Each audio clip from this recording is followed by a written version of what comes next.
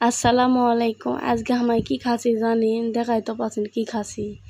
আমাদের বাড়ির গাছের আম, এতগুলো আম মা করছি, অবশ্যই কবিন এতগুলো আম তোমার হাঙ্গর নাকি খাবিন ক্যাঙ্গা করে।